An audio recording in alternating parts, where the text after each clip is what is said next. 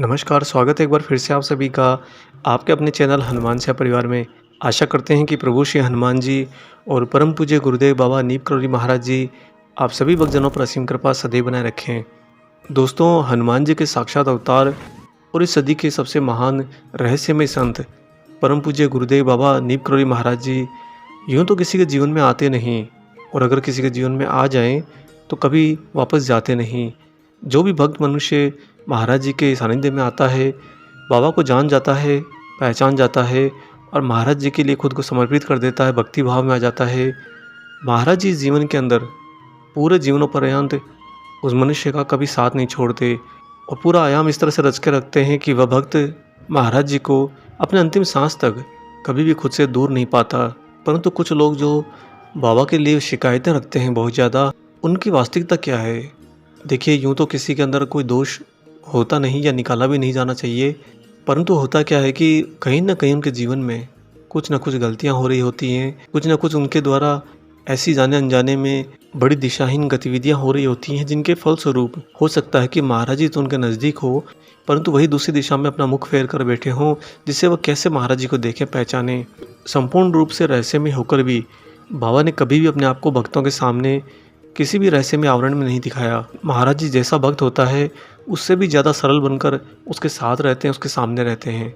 आज के इस वीडियो में हम आपको महाराज जी के बारे में कुछ बहुत ही रोचक जानकारी उपलब्ध कराएंगे। साथ ही अगर महाराज जी किसी के पास आ जाते हैं और उनके जीवन में कुछ गलत गतिविधियाँ चल रही हो, तो बाबा के दर्शन उन्हें कभी प्राप्त नहीं होते। दोस्तों, महाराज जी सन 1930 के बाद से ही हिमालय की तलहटी में बसे गाँवों और उत्तरी भारत के मैदानों में घूमते रहे। आरंभ में वे बच्चों के साथ खेलते और अदृश्य हो जाते। बच्चों को कुछ भी समझ में नहीं आता, परंतु ये महाराज जी की हनुमान सिद्धि थी जो स्वतः ही उनके अंदर जागृत थी। कालांतर में बाद में वे लोगों के आग्रह पर उनके घरों में भी जाने लगे, वहाँ वे भोजन भी ग्रहण करते।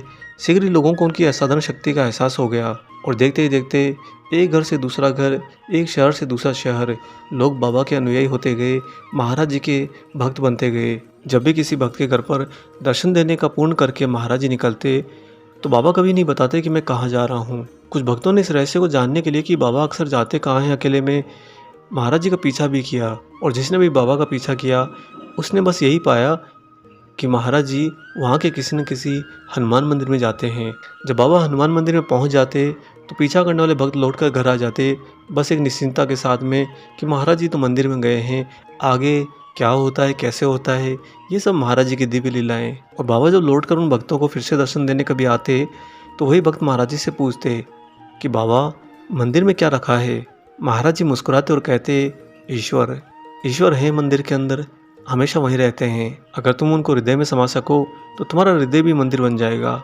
ऐसा कहकर बाबा हंस देते। लोगों ने महाराज जी के सानिध्य में ये जरूर पाया कि बाबा के भीतर राम और हनुमान जी के प्रति एक विशेष श्रद्धा थी। फिर भी वे ईश्वर के सभी रूपों का आदर करते, सभी तरह की पूजाओं में सच्ची भावना दिखाते। यूँ तो जब ज्ञात हुआ कि महाराज जी अपने जीवन काल के अंदर बहुत कठोर तपस्या किए हैं, यद्यपि महाराज जी किसी और को तपस्या करने के लिए कभी नहीं कहते। वे बस भक्तों को तो लोगों को भोजन कराने, धार्मिक आचरण करने और ईश्वर के प्रेम में रहने के लिए हमेशा प्रोत्साहित करते रहे। उनके साधना संबंधी निर्देश भक्तों के लिए बिल्कुल उपयुक्त होते। अगर कोई भक्तों में बाबा से खिन्न रहता तो महाराज जी उससे ऐसा व्यवहार करते कि उसका गुस्सा पूरा बाहर निकाल देते, फिर उसे खत्म करने में बड़ी आसानी हो जाती। जब महाराज जी किसी भक्त को धारा प्रवाह डांट देते तो इसमें भी उनके भीतर प्रेम ही होता। अन्य लोगों को तो यह लगता कि महाराज जी का गुस्सा अचानक बाहर आ गया है, लेकिन महाराज जी तुरंत उपयुक्त दृष्टिपात से सब सहज कर देते। यह भी बताया जाता है कि 2 वर्षों तक महाराज जी ने दादा से, यानी कि सुधीर दादा से मंदिर की व्यवस्था संबंधी खूब काम करवाए, लेकिन उन्हें दिन भर महाराज जी की डांट ही सुनने को मिलती। ये डांट सामने भी मिलती और पीठ पीछे भी। लेकिन इस दौरान दादा ने अपने गुस्से पर पूर्ण नियंत्रण करना सीख लिया। यही महाराज जी की सीख होती है कि बाबा के साथ रहते हुए धीरे धीरे आपके सारे अवगुण, आपकी सारी बुरी इंद्रियों को महाराज जी आपके जीवन से निकाल देते हैं। अब आपको बताते हैं महाराज जी का एक अनूठा प्रसंग कि बाबा जब किसी के पास में आए और उनके जीवन में गलत गतिविधियाँ हो तो क्या महाराज जी उन्हें दर्शन देते हैं। ऐसा एक प्रसंग महाराज जी के शय शरीर रहते हुआ था। जब एक दिन महाराज जी गंगा नदी के किनारे अकेले टहल रहे थे। उस दिन महाराज जी बिल्कुल अकेले थे, बाबा के साथ कोई भक्त नहीं आया था, और महाराज जी टहलते हुए धीरे धीरे न जाने कितना दूर निकल गए। आगे रास्ते में उन्होंने देखा कि कुछ साधु एक छोटी सी कुटिया में बैठे हैं। बाबा भी बिना संकोच के उस कुटिया में चले गए। अंदर जो साधु लोग बैठे थे वो वहीं के रहने वाले थे। और जब महाराज जी उस कुटिया के अंदर पहुंचते हैं तो वहाँ पर बहुत सारे साधु बैठे थे। देखकर उन्हें ज्ञात हो रहा था कि ये साधु वहाँ पर लंबे अरसे से रहते हैं, क्योंकि उनके कुटिया के अंदर कुछ स्थायी सामान भी रखा हुआ था। जब बाबा बिना कुछ कहे सीधा कुटिया में पहुँच गए थे तो उन साधुओं को थोड़ा अटपटा लगा, क्योंकि महाराज जी न तो किसी साधु की वेशभूषा में थे और ना ही कोई भक्त महाराज जी के साथ में था जो बाबा के बारे में बता सके। महाराज जी बिल्कुल साधारण से, पैरों में मिट्टी सनी हुई धोती पहने हुए और ऊपर एक कंबल लपेटे हुए, बस मंद मंद मुस्कुराते हुए सीधा कुटिया में जाकर उनके बीच में बैठ जाते हैं।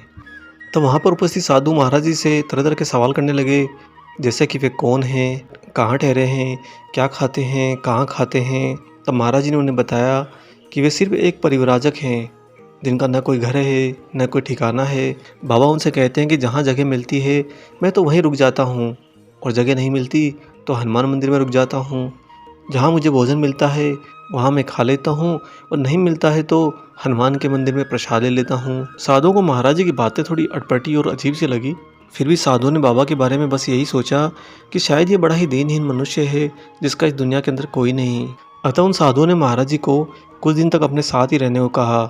बाबा मुस्कुराकर बोले कि क्या तुम हमें खिलाओगे? साधु ने कहा कि ज़रूर खिलाएंगे, इसमें कौन सी बड़ी बात है। महाराज जी कुछ देर उनके साथ ही बैठ गए। तभी एक साधु ने गांजे की चिलम भरनी शुरू कर दी। उसने बाबा को देखकर सोचा कि इन्हें भी चिलम दे दी जाए।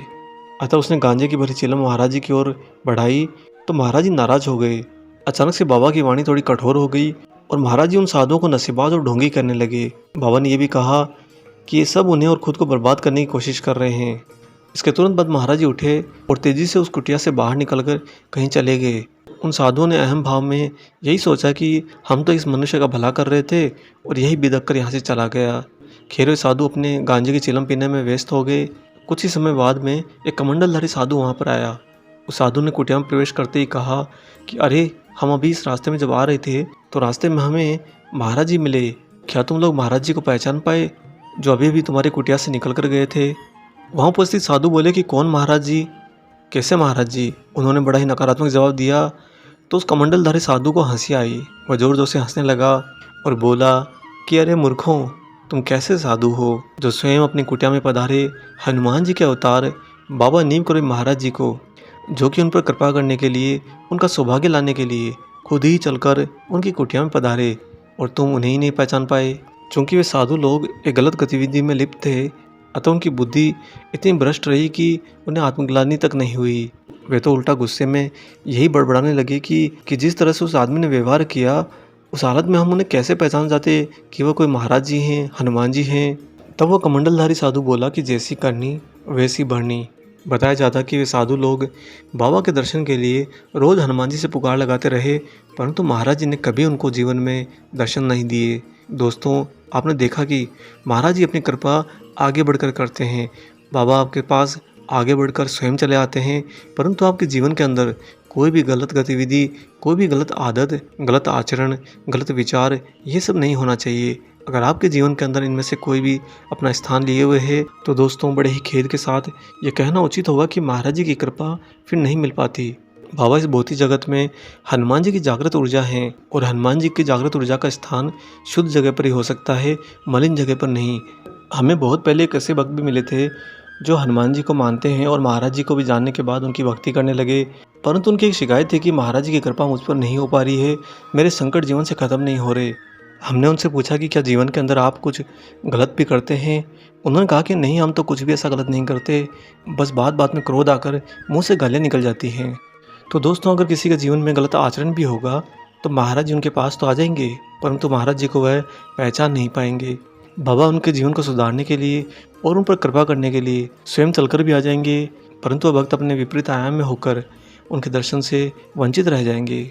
इसलिए जब भी किसी मनुष्य के जीवन में भक्ति मार्ग पर चलते हुए अगर कठिनाइयों का समापन नहीं हो रहा है, कठिनाइयाँ और ज़्यादा खींच रही हैं, तो कहीं न कहीं उस मनुष्य को अपने ही जीवन को टटोलना चाहिए कि कहीं न कहीं उससे जाने अनजाने में कोई ऐसी गलती तो नहीं हो रही जिससे महाराज जी उन पर आशीर्वाद दे रहे हो, कृपा कर रहे हो, और उस कृपा को भी पहचान नहीं पा रहे हो। क्योंकि बाबा तो अपने भक्तों के पास बिना बुलाए चले जाते हैं। हो सकता है कि आज आपके घर आ जाएं, हो सकता है कि कल आपको कहीं मिल जाएं, या फिर प्रत्येक सामने न भी आएँ, तो अचानक से आपको किसी न किसी माध्यम से अपने होने का अनुभव करा दें। यही महाराज जी की अनूठी लीला भी है दोस्तों, और अपने भक्तों से महाराज जी का अटूट प्रेम भी। आशा करते हैं कि आज का ये विषयांग आपको ज़रूर पसंद आया हो। वीडियो अगर अच्छा लगा है तो जाने से पहले इसे लाइक कर दीजिएगा और ज़्यादा से ज़्यादा वीडियो को शेयर कीजिएगा। और साथ ही अगर आप चैनल पर नए हैं, चैनल को सब्सक्राइब नहीं किया है, तो चैनल को सब्सक्राइब भी कर लीजिए। मिलेंगे बहुत जल्दी ही एक और ऐसे अलौकिक अंक के साथ। तब तक अपना और अपने माता पिता का संपूर्ण ख्याल रखिए और परम प्रभु श्री राम जी का निरंतर गुणगान करते हुए बाबा हनुमान और बाबा नीम करोली महाराज जी की निस्वार्थ होकर सेवा करते रहिए। जय सिया राम।